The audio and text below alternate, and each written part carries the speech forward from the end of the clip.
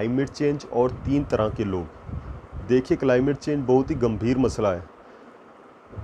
दुनिया भर के देशों में हीट वेव्स का आना, टेम्परेचर के हज़ारों साल पुराने रिकॉर्ड्स का टूटना, फ्लैश फ्लड्स का आना, साइक्लोन्स की स्पीड 200 किलोमीटर पर आवर से क्रॉस कर जाना और जंगलों में बढ़ती हुई आग एक आम सी बात होती जा रही है।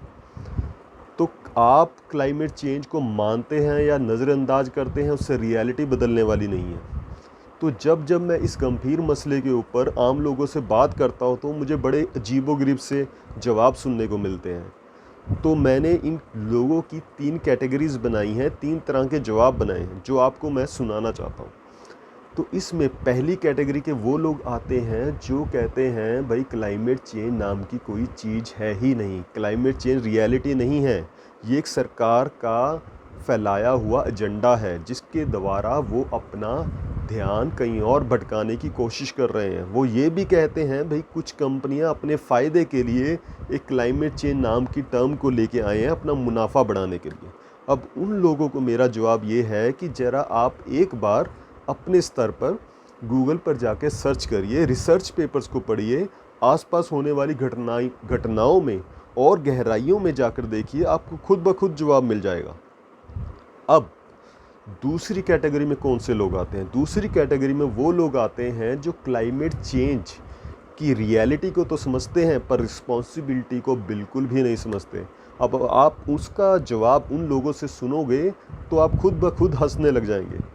भाई उनका कहना ये है कि क्लाइमेट चेंज हो रहा है, रियलिटी है, पर आप ये देखिए भाई कि पिछले लाखों सालों में, लाखों करोड़ों सालों में हर कुछ लाख साल के बाद धरती नष्ट हो जाती है, जैसे कि डायनासोर्स के टाइम पर हुई थी। भाई वैसे ही क्लाइमेट चेंज के कारण इस बार भी धरती नष्ट हो जाएगी। लोग कुछ भी थ्योरीज बना लेते हैं अपने आप को शांत रखने के लिए। क्लाइमेट चेंज एक मैन मेड डिज़ास्टर है, ये कोई नेचर्स एवोल्यूशन के थ्रू नहीं हुआ है, ये मैन मेड डिज़ास्टर है जो कि कुछ 100 साल विद इन अ 1.5 सेंचुरी ये क्लाइमेट चेंज के रिज़ल्ट सामने आ रहे हैं, क्योंकि ये इंसान के द्वारा इनिशिएट किया गया डिज़ास्टर है। तो इसमें तीसरी कैटेगरी के कौन से लोग आते हैं? तीसरी कैटेगरी के वो लोग आते हैं जो कहते हैं कि क्लाइमेट चेंज की रियलिटी हम एक्सेप्ट करते हैं और रिस्पॉन्सिबिलिटी भी एक्सेप्ट करते हैं, पर वो रिस्पॉन्सिबिलिटी हमारी नहीं है, वो रिस्पॉन्सिबिलिटी है सरकार की।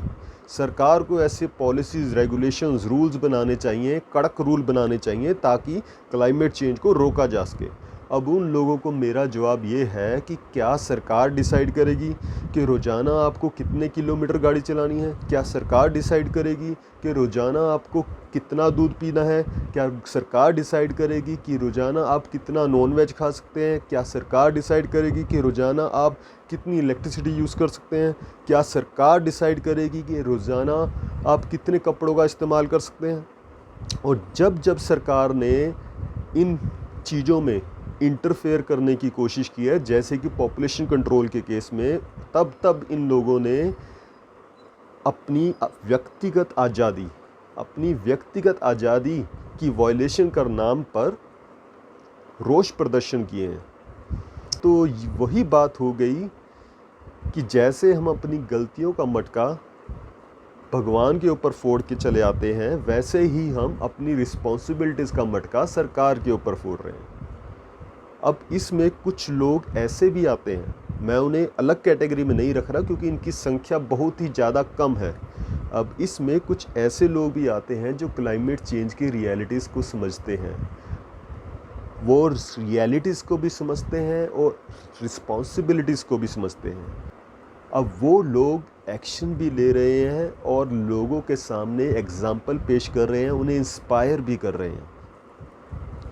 अब आप लोग मुझसे पूछेंगे कि व्यक्तिगत स्तर पर क्या किया जा सकता है। देखिए, क्लाइमेट चेंज का सीधा सीधा नाता आपके ऐशो आराम से है। ऐशो आराम में भी अगर आप बाइफरकेट करके देखेंगे तो सबसे बड़ा रोल आपके खाने पीने की वस्तुओं का है, जिसमें नॉन-वेज और दूध से बनी मलाई, लस्सी, चीज़ इत्यादि इंक्लूडेड है।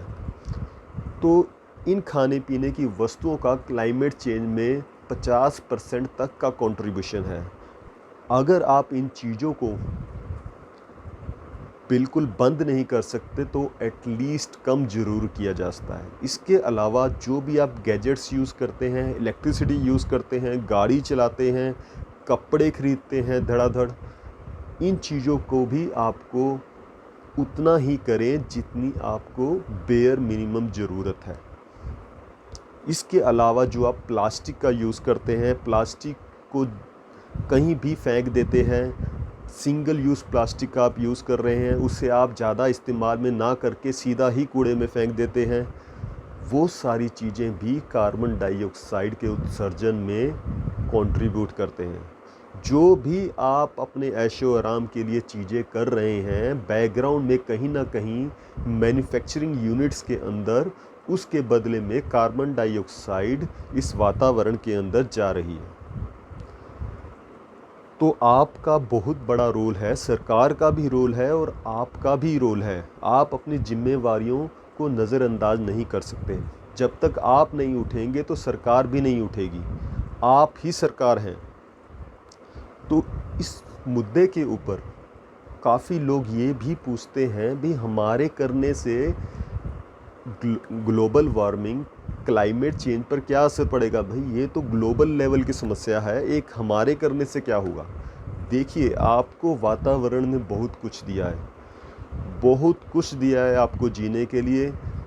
अगर आप अपनी ड्यूटी समझते हुए जितना आपको मिला है उतना ही वातावरण को वापस करें, जितना आपको मिला है उतना ही वातावरण को वापस करें, पेड़ पौधे लगाकर, अपनी लाइफस्टाइल में चेंजेस कर कर, यही बहुत है। आप ग्लोबल स्तर पर या वैश्विक स्तर पर मत सोचिए, आप ये सोचिए कि मैंने जो लिया उसके बदले मैंने क्या दिया।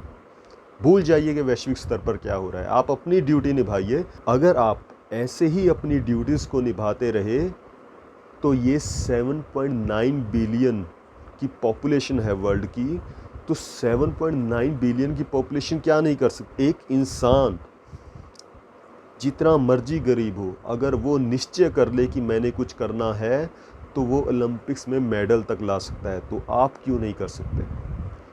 तो इसी अंदाज में ज़िंदगी खूबसूरत है, मान भी जाइए। ज़िंदगी खूबसूरत है, मान भी जाइए। इसकी गहराइयों को पहचान भी जाइए। हंसने मुस्कुराने से किसने रोका है, हंसने मुस्कुराने से किसने रोका है। किसी की दब रही है सांसें, मान भी जाइए।